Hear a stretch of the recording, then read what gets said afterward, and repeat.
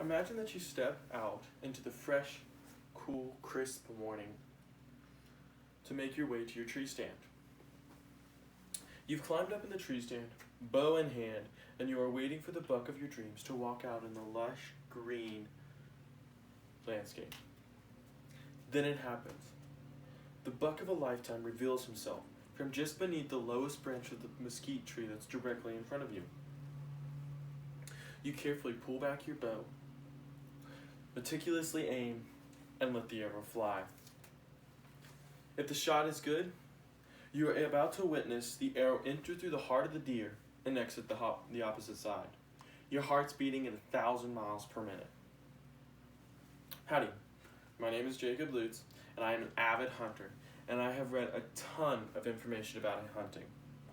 And believe me when I say, nothing compares to the feeling of a successful shot.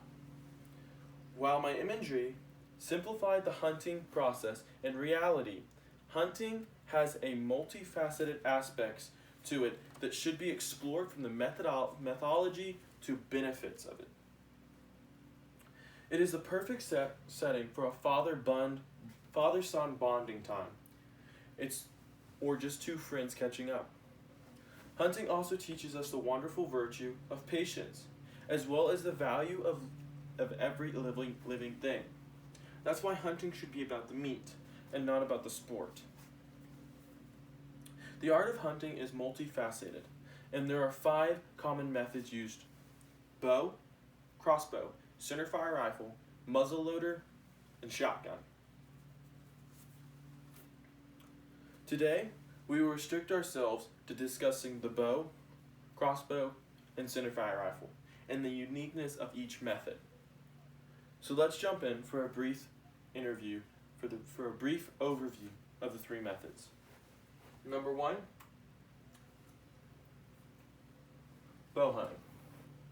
Bow hunting is set apart from other huntings and methods for many reasons.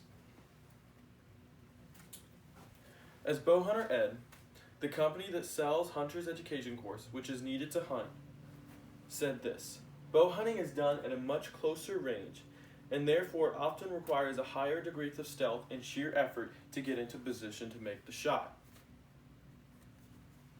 Bow hunting requires more skill and a higher degree of stealth than any other, and it also requires a ton more practice. To be successful at bow hunting, people must be able to function in a literal silence mode, to not draw attention to themselves. It requires practice, because it requires a ton of skill, therefore stating that it is a year-round thing. A staff writer from Wide Open Spaces, a common informative hunting website, stated, "Indeed, a talented, accurate, vigilant bow hunter will almost always have a more successful hunting season than a talented, accurate, vigilant rifle hunter." Bow hunting season opens earlier than rifle season. Therefore, you have more of an opportunity for success.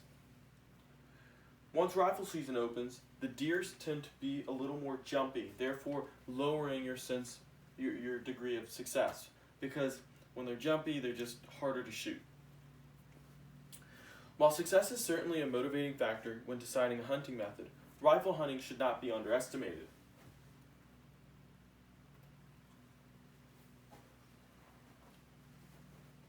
The specialty of hunting with a rifle is unique. Centerfire rifle hunting is less intense. It allows you to enjoy the little things more. As Chicago Tribune states, hunting is also inhaling the outdoors, where the air is fresh and clear, and the senses tingle from the immersion in the beauty of the land and listening to the sound made by wild game. There is nothing more special than when a person is sitting in a blind watching the sun creep over the top of the brush. There is no need to be in an immediate ready position with rifle hunting, because if the deer were to present itself, rifle hunting allows for a quick, efficient response. There is much less opportunity for error. Cobra Archery Brand said this when asked which is better: "There is no doubting there are some exceptionally skilled hunters toting around a rifle in the field, but it's a heck of a lot easier to become a good shot with a rifle than it is with a bow. So you can see it's pretty universally agreed that it is not difficult for someone to become a good shot with a rifle versus a bow.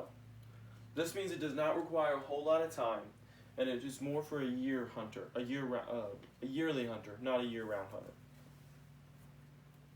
Rifle hunting, because the deer are further away, create an opportunity for bonding between two individuals because it allows for more interaction. The question remains though, is there a middle ground between bow and rifle hunting? The answer is yes. That brings us to the crossbow. The crossbow is a unique merging of a rifle and a bow. It has the aiming efficiency of a rifle, and yet it has the stealth and the high degree of skill that is required for a bow. John McAdams, who writes for Wide Open Spaces, states, the hunter may then concentrate fully on aiming and simply squeezing the trigger when ready to shoot. Unlike the bow, which needs to be silently drawn back and held, which requires effort, the crossbow is pulled back at the beginning of the hunt and requires little to no effort for the rest of the hunt. This allows the hunter to sit back and relax, but it is also great for the physically disabled. It is great for a physically disabled person who is attempting to bow hunt but cannot. If they have challenges with their arms or with their legs, they cannot give them like the balance or the ability to pull back a bow, yet they still want the thrill of bow hunting, the crossbow is a way to go for them.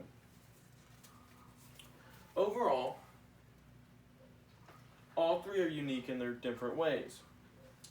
For bow hunting,